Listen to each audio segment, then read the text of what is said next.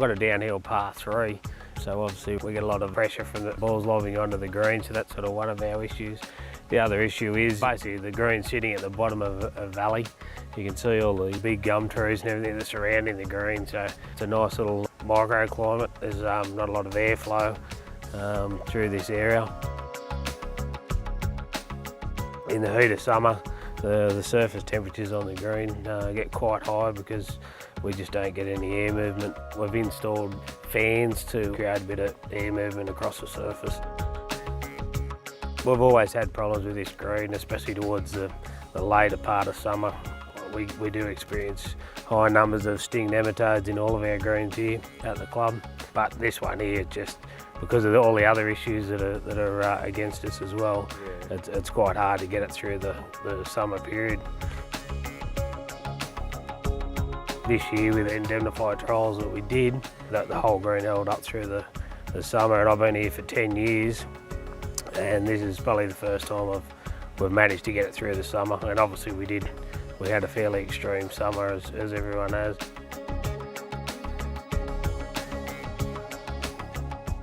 We didn't do any other treatments on these greens, we only did the Indemnify, and we did all the other greens. We did our normal program.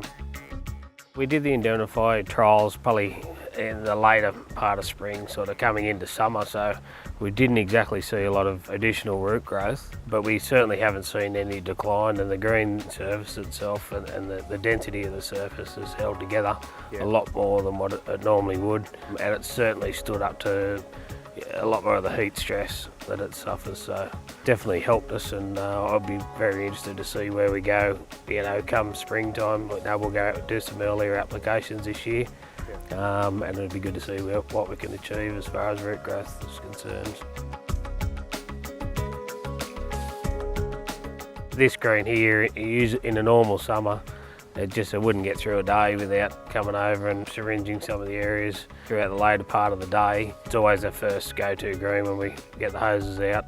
We come and check this green, and then we check it again later in the day. But this year, we didn't really have to. It definitely held up better than a lot of the other greens that are in poor microclimates as well.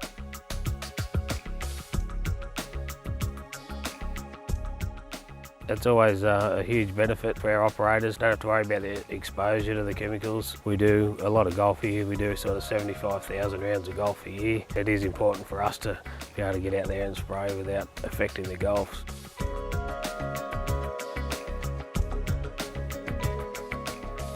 This green in particular, it's always been earmarked as one of our worst greens on the course, so in the past I've cut it with walk behinds and stuff like that just to reduce the stress. But at the moment we're cutting it as normal with the rest of the greens with the triplexes and stuff like that, so it's actually performing as well as the other greens, so we're getting a lot of feedback from golfers. The Indemnify's allowed us to keep it in line with all the other greens, which is good. We're definitely keen to get into it in spring to try and maximise our root growth through the spring period.